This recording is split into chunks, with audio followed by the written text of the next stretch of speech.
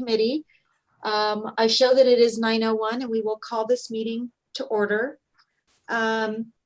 Ms. Maria, would you be able to start roll call? Yes, so I think Dodie is going to do it in 1.02. Go ahead, Dodie. Okay.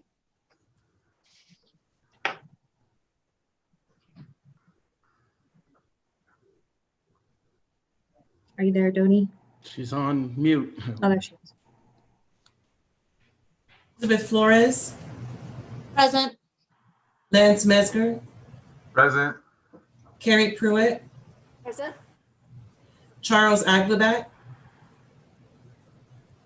Jason Trevino. Lacey Keel. Thank you. Okay, thank you. Oh, Roger Botten is present.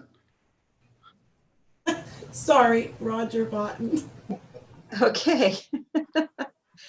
She was just saying if you were paying attention, Roger. So item 1.03, public comment. Just to confirm, is there any public comment? There is not. Okay. Moving on to item 2, discussion, presentation, and action items. Item 2.01, moving to adopt the agenda. Do we have a motion to adopt the prior agenda? Oh, I'm sorry, to adopt the agenda? This is Carrie Pruitt. I'll move to adopt the prior agenda. Lance Mesger, I'll second. Okay. On those motions, on motion of Carrie Pruitt, seconded by Lance Mesker, the Student Attendance Advisory Committee approved the agenda. We need to take that for a vote, I believe. Yes. All those in favor say aye. Aye. Aye. All Aye. those opposed? None opposed. The motion carries. Moving on to the next item, 2.02, approval of minutes from, can somebody give me the date? March 6th. March I 6th. apologize, from March 6th, 2020. If everybody's had an opportunity to review the minutes, may I have a motion to approve? Lance Mesger, motion to approve I'll minutes second it. from March 6th. I second it. Okay. So on motion of Lance Mesger, seconded by Roger Baltron, the Student Attendance Advisory Committee has approved the minutes from March 2020. Do we have, let's take a vote. All those in favor say aye. Aye. Aye. Aye. All those who oppose? None opposed. The motion carries to approve the minutes from the March meeting. Okay. And moving on to item 2.03, discussion and possible action to provide feedback to the committee staff liaison of potential goals and objectives for the Student Attendance Advisory Committee through 2020-2021 school year. Rochelle, is this where I turn it over to you? Yeah, which item are you on? I'm not sure that. Am I on the wrong? Yeah, you might. Oh my gosh, yes, I'm looking at the, I apologize. Sorry, Okay. those first ones are normal. Yeah, 2.02, presentation of most current chronic absenteeism data. Okay. I apologize. All right, so bear with me for just a second, everyone. I'm gonna pull up some information to share with you. Okay, can everyone see my screen? Yes. Yes. Okay, Yes. so it's been a while since we've met. It's been since March, so that was essentially pre-COVID, right? And we have a lot to talk to you about, a lot of discussion around our chronic absenteeism data that we're looking at for the school district. So I'm going to talk to you a little bit about what that looks like right now. The data that I'm going to show you today was as of October 13th. This is really, these are really fluid numbers. And I really, really want to emphasize we need to look at this with caution. This data is noisy, and it's because we are still working through attendance record keeping. It's been a challenge for teachers to figure out how to take attendance. We have sort of like 3 buckets of students in our district that we're sort of seeing right now. We have students who are participating in distance learning hybrid. And when they log on, they have to do a daily check-in at most schools, at a middle and high school. They have to go in to every class and do a daily check-in. And sometimes students, like my own daughter, forget to do that. And so even though they're submitting assignments, they may be marked absent because they didn't do their daily check-in. And then we have some students that do the daily check-in, but they're not submitting the assignments and making progress in their classes. And so those are those students. And then we have our non-attenders. Sometimes we have students that log on for Zoom, turn off their camera, and we're not totally sure if they're engaging or not because we can't see them. So there's been some challenges around attendance record keeping, and our district is doing a lot of work to try to figure out how to make that easier for teachers, to make it more streamlined, and to be able to figure out how best to take attendance. We also have a good number of students, high school students, that are working because of the circumstances around COVID and families losing jobs and being displaced. Students have chosen to go to work. And so when they do their classes, they're working at night. So they may still be marked absent, even though they're working at night on their classes. So there's some challenges around what's still happening in our community. So these are our numbers. It's broken down overall to give you some context. So right now we're looking at 33% of our students are chronically absent. And again, we don't totally know how accurate this number is, right? And this was back on October 13th. So it's fluctuated a little bit over the last couple of weeks. To give you some context, if you may remember, our normal chronic absenteeism in our school district is 16%. So it's more than doubled given our circumstances of where we're at right now. When we look at students in in-person, so those are students in elementary school, and then we have students that are exempted and are allowed to go in person, and those are special populations like students in foster care, students that are homeless, students that are English language learners, or students who have received special education services, can opt into in-person school, and 24% of them are chronically absent. Of our hybrid students, 37% of them are chronically absent. And of distance learning, nearly 40% are chronically absent. And so, you know, we're looking at pretty significant numbers of absenteeism. There's a lot of reasons behind that we've been working really hard to try to figure out. For example, access to technology, laptops and Wi-Fi. It has been a challenge, and our district has worked really hard to get laptops, but there's challenges because everybody needs laptops right now. We're all in a virtual work or learning situation, and so it's difficult to get those items for students. To give you an idea of what numbers we're talking about, nearly 20,000, over 20,000 students in our school district are chronically absent. And so you'll see most of those are distance learners, and then hybrid, and then in-person.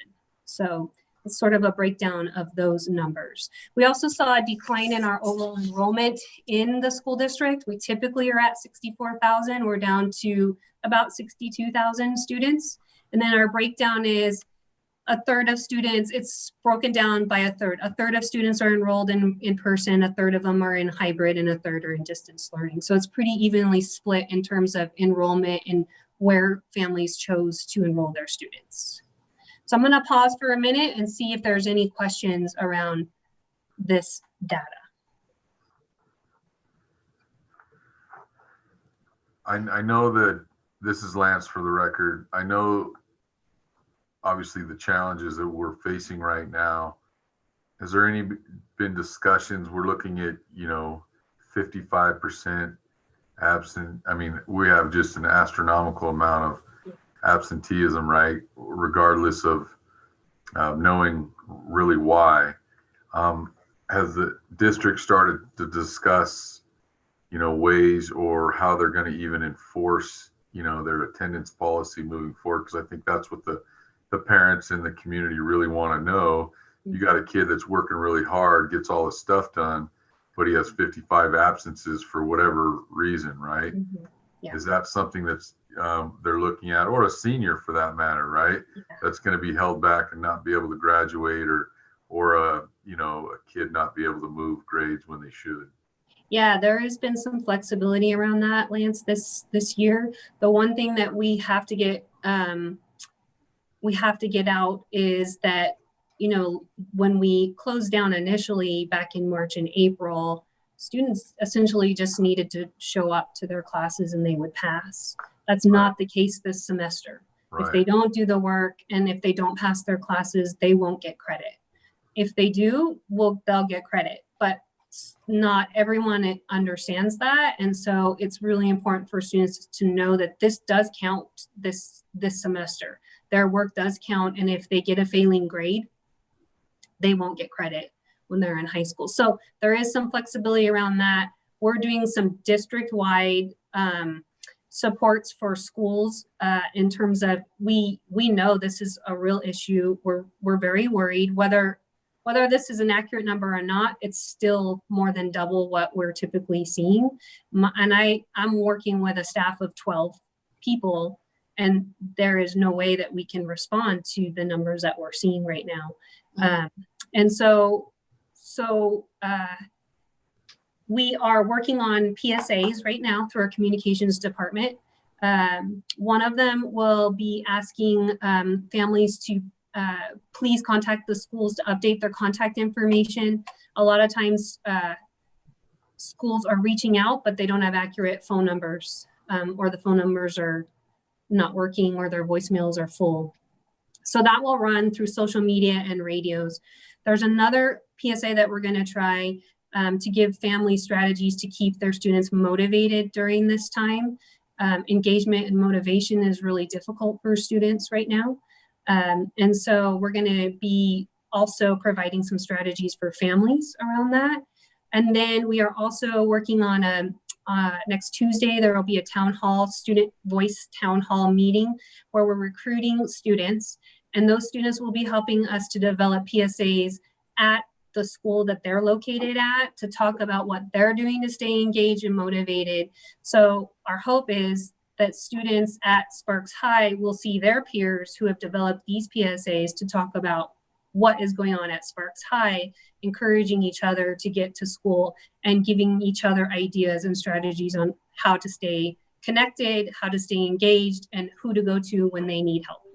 So those are the things that we're working on district-wide.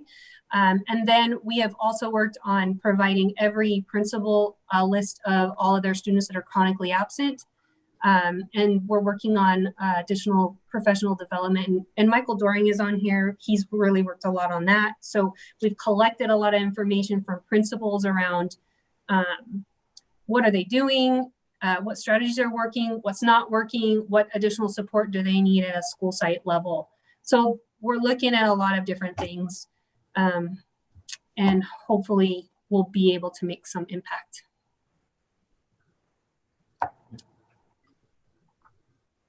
Carrie, I just want to say I love that they're getting the students involved.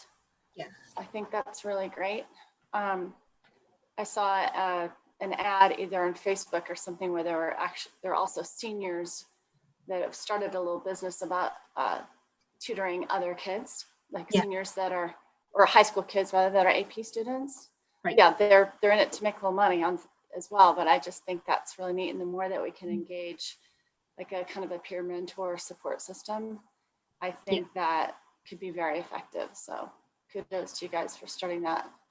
Yeah. All rolling. Yeah, and those are filling up fairly quick. So, you know, I don't know about you guys, but doing online math would not work for me. So kids need some tutoring and support, and those are filling up really fast. So we need all the help we can get around that. Any other questions? You talked, this is Lance for the record. You talked about, you know, obviously having 12 people for, you know, a district-wide, really huge issue. Is there talks for some more focused resources allocated towards, the re-engagement, because obviously we're probably, the strugglers already are probably not even engaging at all at this point, right? It's easier, it's harder for any high functioning family or with the means to provide the resources to have school remote. And when the families are struggling on all fronts, the success rate's pretty minimal. I just think the resources as a district's probably going to have to refocus, and wondering if there's any talks about adding some more additional, or is just each school responsible for their own population right now? I have not heard that, Lance. I know that our district is continuing to face some pretty severe financial cuts, funding cuts, partly because of COVID. And they're doing a lot of work to figure out how to address that, but I don't know that there's any funding to allow for that at this time. I can tell you that we, and most of you know, I also oversee our family resource centers and Children in Transition. It's our program that serves our students that are homeless. And we did apply for CARES, the CARES Act grant, the ESSERS grant, and we were awarded 1 family resource center specialist and 2 family advocates to expand our abilities to reach out to families who are in need. So a lot of what we're seeing are families asking for food and needing assistance with food stamps, rental assistance. Folks have not been able to pay their power bills, so they're coming to us to help facilitate some of those funding to get them caught up on their power bills. Some of them are as much as $1,500, $1,600 because they haven't been able to pay since last March when they left when they were laid off from their jobs. And so we're working on all of those things. So we will be able to serve more people in sort of like that wraparound approach of providing support and stability in meeting basic needs. But we don't have extra funding for staff to do like truancy and re-engagement work. Although we try really hard to work together as a department to tag team that and figure that out. We also had Julia Ratty contact us, and they are doing the Nevada Resiliency project that some of you may have heard about. I'm sure Carrie has, because it's through Human Services Agency. That was FEMA funding. And they hired ambassadors, and those ambassadors are also located at the Family Resource Center. So we have 1 at each Family Resource Center. They initially were focused on supporting individuals who have been impacted by COVID and helping them access resources, in particular behavioral health resources. They're now located in the Family Resource Centers, assisting us with clients who are coming in, but they also have a caseload which is getting larger and larger as our cases increase, of folks that they reach out to and provide support to as well. So we have some staff to help with those basic needs kinds of things. We just don't have funding for particularly truancy and re-engagement efforts at this time. This is Roger Botten for the record. I've seen these numbers that are pretty alarming before. Has this been consistent? Is there a trend going up, or have we this has been it? All along? Yeah, it's slowly ticking up. And remember, chronic absenteeism is missing 10% of the school days that they've been enrolled. So it's very fluid and it fluctuates as time goes on. But we are seeing these numbers are pretty consistent. Roger. This is Liz Flores for the record. Recognizing the continued resource issue, which really there's no reason to believe that that there will be light at the end of that tunnel.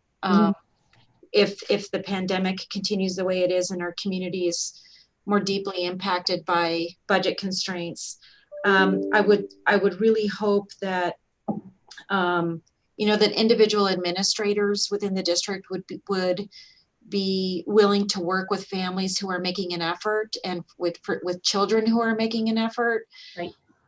Even if they're even if, you know, it requires some flexibility of regulation. Yeah.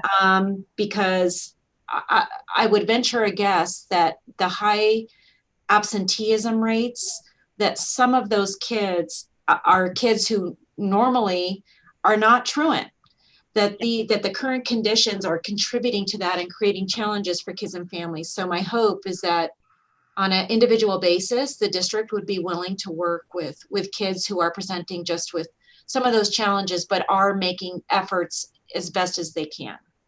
I mean, Liz, I can tell you qualitatively that just anecdotally, there are schools that are really trying to work with that, but it is inconsistent across schools what that looks like. There are schools that, for example, HUG went out maybe 3 weeks ago and did, some of you that have been around might have remembered the door-to-door events that we used to do.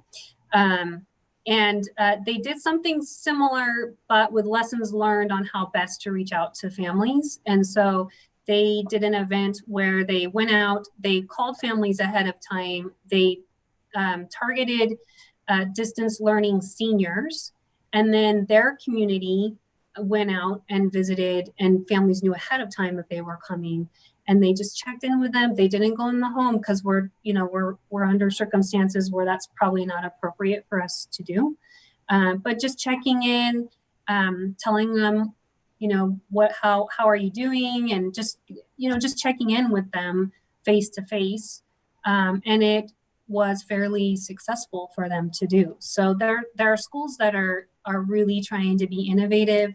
I know Worcester is really trying to work on ways to reach out and doing home visits safely, and reaching out face to face and making sure that students have what they need to be successful in the home. So there's a lot of really great work out there that will continue. But I think Lance and I were talking about how we're just kind of learning as we go along, because all of this is so new.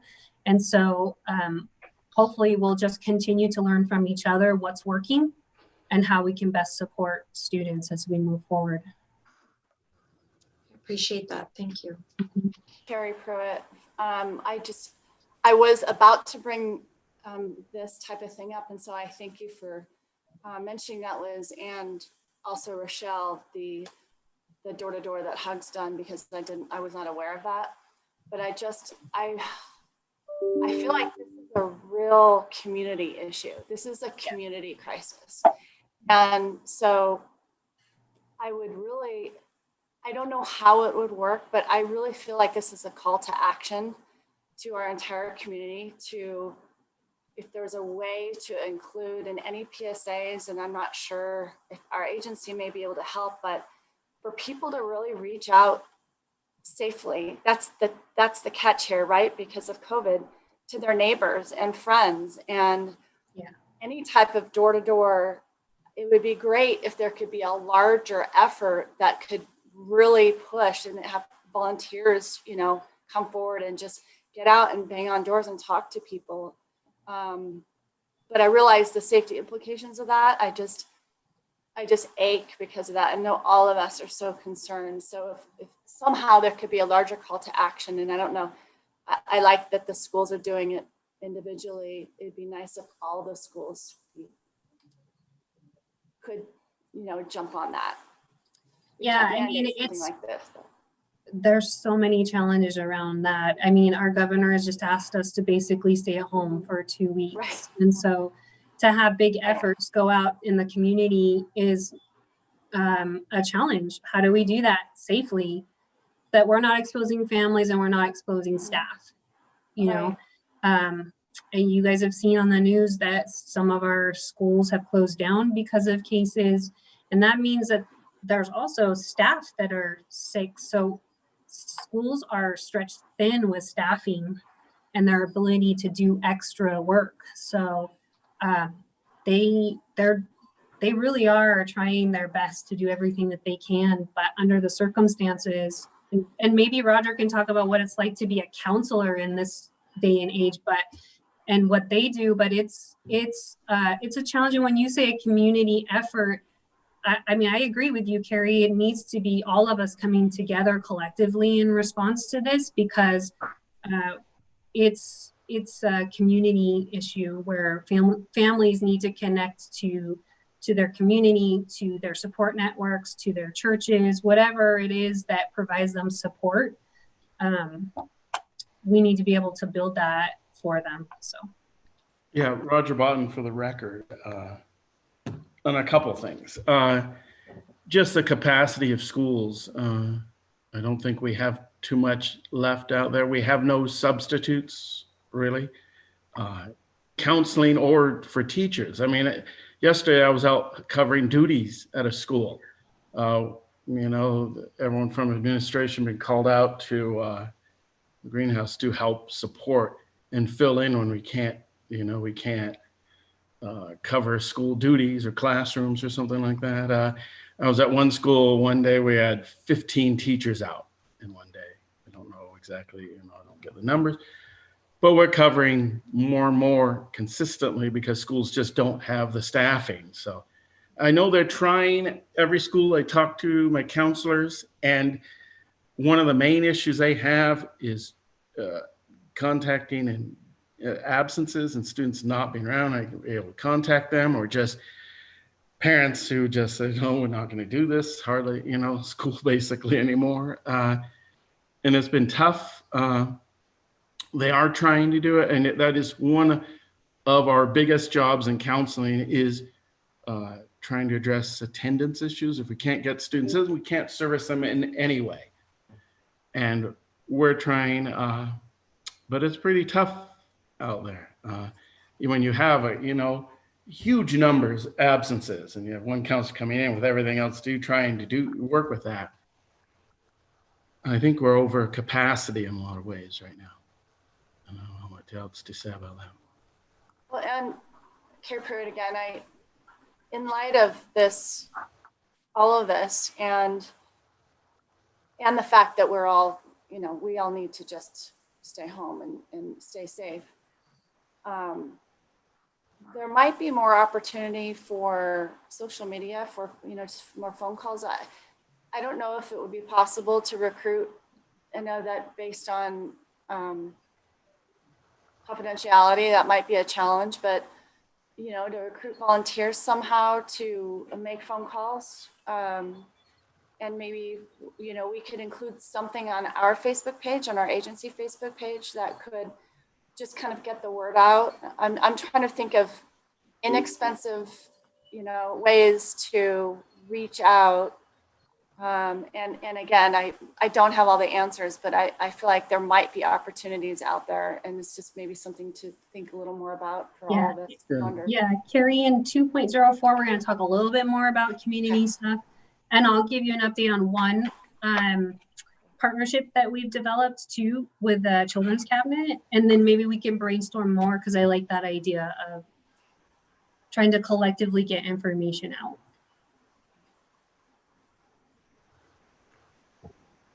Any other questions around the data?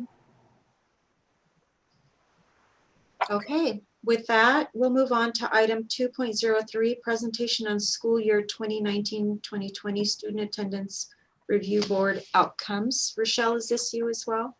You guys have to listen to me the whole meeting. I'm sorry. All right, so we did start our student attendance review board hearings a couple weeks ago.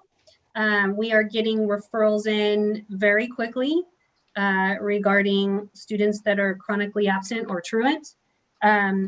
Just a reminder, this is our action plan of what we're doing when we meet with families. We meet with them and the school staff. We have been doing it over Zoom, which has gone surprisingly well. I wasn't sure how it was going to go, but it's gone okay so far. And the attendance officers or the re-engagement specialists will ensure that the family knows when their meeting is scheduled and make sure that they have the link to the Zoom meeting and access to technology so that they can log in. So it looks different, and it's sort of similar to like our probation staffings that we do through juvenile services, where sometimes it's over a phone, sometimes it's an iPad. It just depends on what a family has access to. But during those meetings, we have a variety of folks that meet with our families, and we discuss what some of the concerns are, and then we develop an action plan to address some of the barriers to attendance. So we're continuing to do that. I also want to show you guys, if I can pull this up really quick, bear with me, some of our numbers from last year. So these are our numbers from last year in terms of SARB, and it's broken down by ethnic codes as well. Our numbers are low because we stopped doing SARBs in February, I think it was, or maybe we stopped the first week in March. As soon as schools closed, all of our SARBs were canceled. So our numbers are low based on the fact that we weren't able to meet in person any longer, and we went completely to distance learning. Some of the statistics that I can tell you when we looked at how did our students do, we looked at our ESARB, which is our Elementary Student Attendance Review Board meetings, and 87% of those students improved to some extent with their attendance. And then a couple of them moved out of district. And then of SARB, 67% of those students improved in attendance to some extent. And so remember, that's pretty typical of what we see. We are always more successful with elementary students than we are with high school students. When we look at long-term outcomes for students that go through SARB, we are usually fairly successful when we're providing case management, and we're checking in for the 45 days after we've done the SARB meeting. And then once we close the case, if we're not able to connect them to someone else who's providing sort of that daily check-in, then their attendance starts to drop again. So our long-term outcomes for SARB continue to be a struggle for our students when we close those cases. Any questions about this?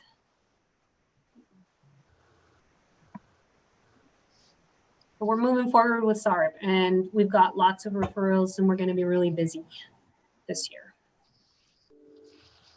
Okay. And we really appreciate Juvenile Services and Human Services Agency, key partners, and counseling.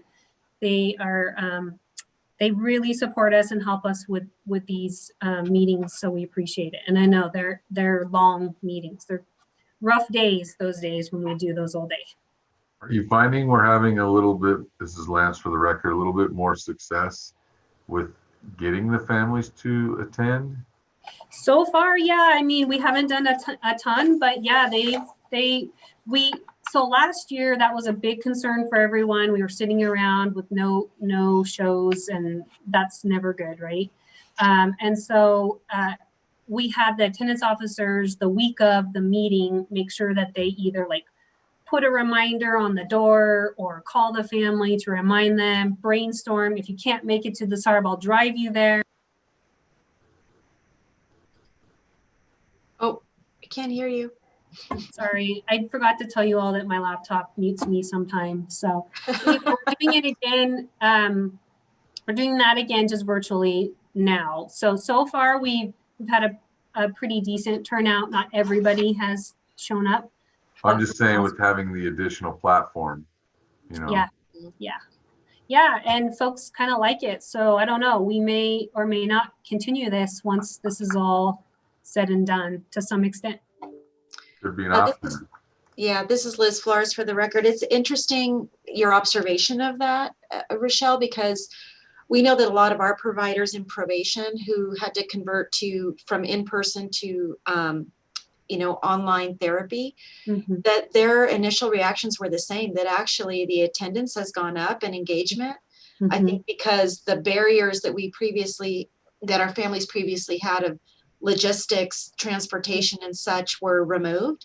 Right. So it is something that I know I've heard some of our providers say that even when the world opens up again, that they may incorporate that in appropriate cases for families and kids. Yeah, exactly. So one example is we did a SARB with a family, and the mom works really long hours, but her employer allowed her to take a break and go into the break room and meet with us. And had she not had that ability to meet with us virtually, she probably would not have been able to attend any sort of meeting. So it allowed her that flexibility to meet with us and talk with us so that we could put in some really important resources for her. Right. So there's one good thing from the Yeah, there's a silver lining. and Right. increased family dinners. I have to say that's another good thing Yes, for me.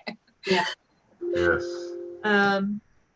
Okay, is there any further discussion on item 2.03? Okay, with that, we'll move on to item 2.04, discussion on current successes and barriers in supporting attendance from a community partner perspective. Rochelle? Okay, I just have one more thing to show you all. We have been trying to get some information out to support schools. Hold on, I can't multitask anymore, so let me pull this up. So we did put out some information, and this was actually Catherine's office, Keely, who most of you know, and Catherine, and I think Roger also contributed to this. This went out to schools, just giving them some information about what they can do and just reminding them about things that they can do to reach out to families. And so talking about how it's always important to contact the parent if at all possible, utilizing your current staff. So sometimes schools forget the school counselor, the social worker, the safe school professional. The FACE liaisons are what used to be called parent involvement facilitators. I cannot tell you what that FACE stands for today, but I think it's family advocate something. But they are essentially liaisons with families. We have family and student graduation advocates and communities and school staff. And of course, my department is always available to help support. We would like schools to consider developing a more formalized attendance plan, utilizing multi-tiered systems of support so that they have tiered levels, so that we're looking at overall, how do we support attendance for everyone? And then how do we break it down as attendance continues to decrease? What do we need to do to respond and make it more individualized depending on the needs of the students? Documenting in attendance tabs, which is really important for like Human Services Agency and Juvenile Services if they want to cite them for truancy. We need to know what they're doing and have that documented. Make sure that attendance letters and truancy letters are being sent out so that families understand the laws behind attendance. And then other things, setting up parent meetings that can be virtual, considering the Family Resource Center, because sometimes barriers are housing or food, or families are just in crisis, and it's really hard to engage when you're in crisis. We are almost done with a guidance document around home visiting protocols so that when school staff are able to go out and do additional home visits, there's some safety protocols, but they're also doing it in a way that's supportive and reaching out and valuing and respecting families and building relationships. And so, so we're almost done with that. Check-in, check-outs, and monitoring attendance. Sometimes kids just need us to be checking in on them and make sure that they know that someone's watching their attendance and somebody is there also if you need help to talk to and help them to get support. Some schools utilize PBIS, positive behavioral incentives and rewards. We're available to help out. And then of course we have SARB, and the counseling department is working really hard to support attendance at a school site level. We also have Children's Cabinet who received some funding from a foundation, and they are going to provide 2 staff that are going to partner with our department to provide some intensive case management around attendance and truancy issues. And so we have some of that going on. And then I just wanted to throw it out to see if anyone else had anything that they wanted to update our group around, if your agency is thinking about attendance or if anything has changed for you, and what that looks like. So I just wanted to throw that out for you all to update us as well. This is Liz Flores for the record. Rochelle, would you mind putting that form up again, please? Yeah. And going to page 1. It did spark a question for me. So, Okay, That's it. so and I, as a parent of a child in the district, I just have a question about this. And you said that this was sent out by the counseling department to all families? This was not to families. This was to school staff. Oh, to school Find them staff. about Yeah. things that they can do. Yes. And just to the counselors, really, unless they've. Okay. pushed it out. So if I'm understanding this correctly, because I know in the past, phone calls would go out if children were absent from classes. Yes. And I don't know if that's happening. I can think of a case where it has not happened at all.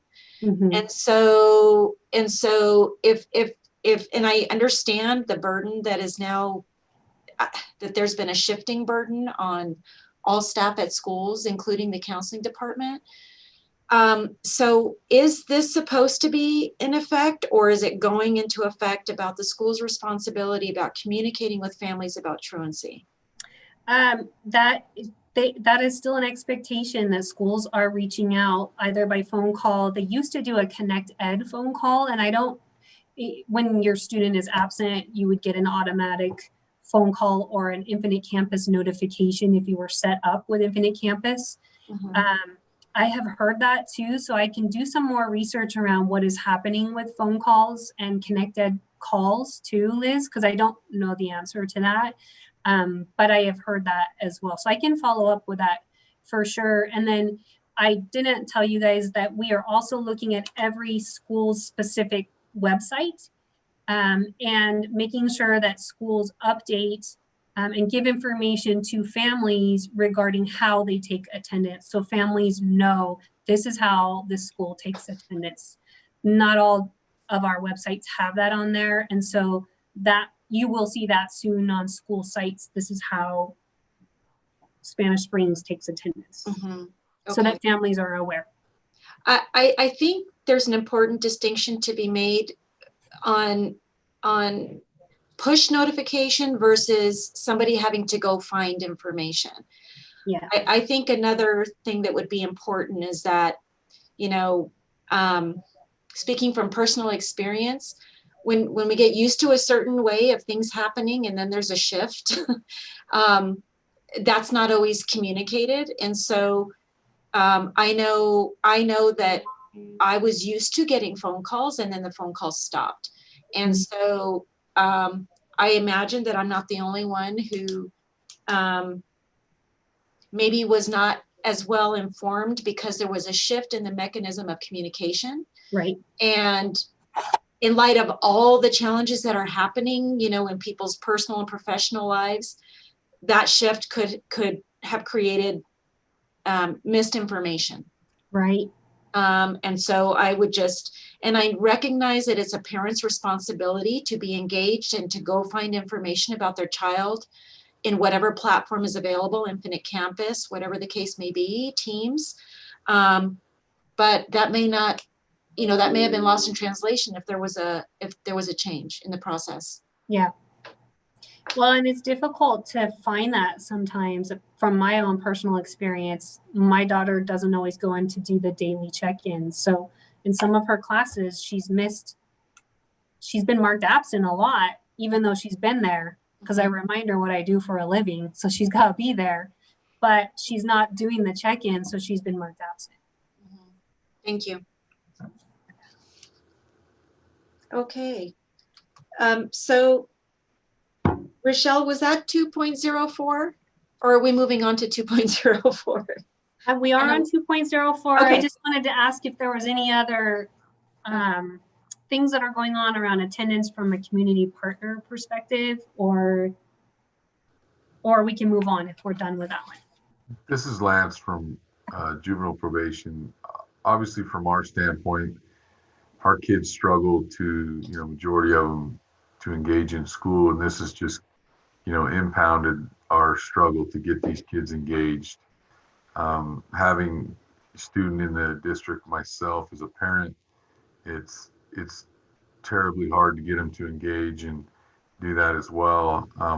Obviously, the one thing we have going for our probation kids and our kids that are in our system is we're making contact with them frequently to try to encourage that, right?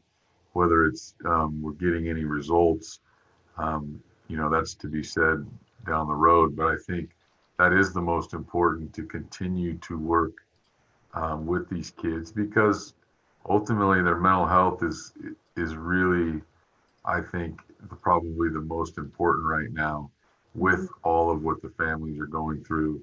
And school is kind of put on the back burner for a lot of our families, Yeah. because they have, like you said, looking for jobs and various things. So I think it's unfortunate, but I think what they are getting is continual communication via Zoom, or a video platform, or definitely a phone call. Obviously, not as much face to face and home, although we are doing that as well, in phases. But we're really, it's impacting our business to the nth degree, for sure. Yeah. I hear you. I guess whatever we can all do to make sure that we're just getting that message out about the semester counts. And so we, and whatever we can do to advocate for the student to get what they need from the school, to get the help, to make sure they know who to connect to when they have questions, that they have access to technology when they need it.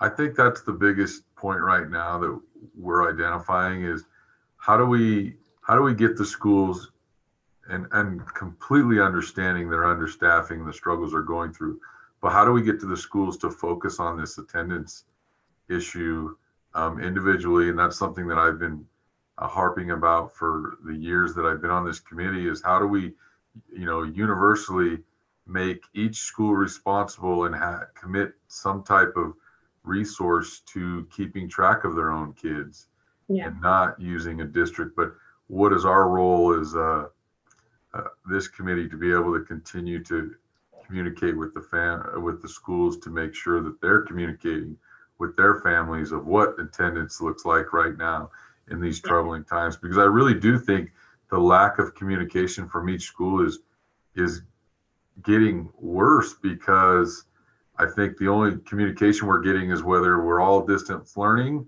or you have a positive case. That's really the only communication I've seen as a parent. And this is from a parent where I'm having a kid that's struggling with attendance. So those are the things that I think we can try to push a little bit of a reminder in schools that we get, there's other priorities, but ultimately, there's a platform where everybody's at home, and we still need to try to engage these kids so they don't fall further behind and then compound our struggles with young minds and suicide rates and mental illness and dysfunction and all that stuff. Yeah, no, I hear you, Lance. And we're in the middle of these PSAs. And so these are really good points that I can bring up to our communications department also to consider, but also at a district wide, at our level, like a district level, bringing that up to our area superintendents about having their principals consider and improve communication, particularly around attendance. I don't think we can ignore it anymore. Our statistics our data is so severe that schools can't ignore it anymore. And not that they did, but this is just like in our face. It's not going away. That's where, if we don't start, trending in the right direction, regardless of where the pandemic's at, we're going to be in trouble in a couple of years. And, Nevada, statistically, education has been at the bottom, and I can't only imagine if we don't try to push forward. Yeah, for sure. So I'll keep that conversation going also. And Michael Doring's on here, so I know he's doing a lot too. And so we'll keep that going and working on that. And I'll update you guys on any progress that we make about that. So great, thank you. This is Carrie. I'd like Carrie Pruitt for the record. I'd like to add that based on the shift in just our daily lives and the impact of COVID and the challenge with communication. One thing that we're really working on HSA is, I think that a lot of foster parents have a lot of kids in their homes, and keeping track of attendance and classwork and Zoom meetings and all that has been so difficult. And in the past, I think historically, our families have been a little more reactive, just as far as the educational component, because kids go to school, they come home, and the burden is more on the school. Now the ball's in their court. And so I've been sending a lot of information out regarding, links so that they know where to go to get information. Like you mentioned, Rochelle, really encouraging families to make sure that their information is correct in Infinite Campus, because that's how they get informed.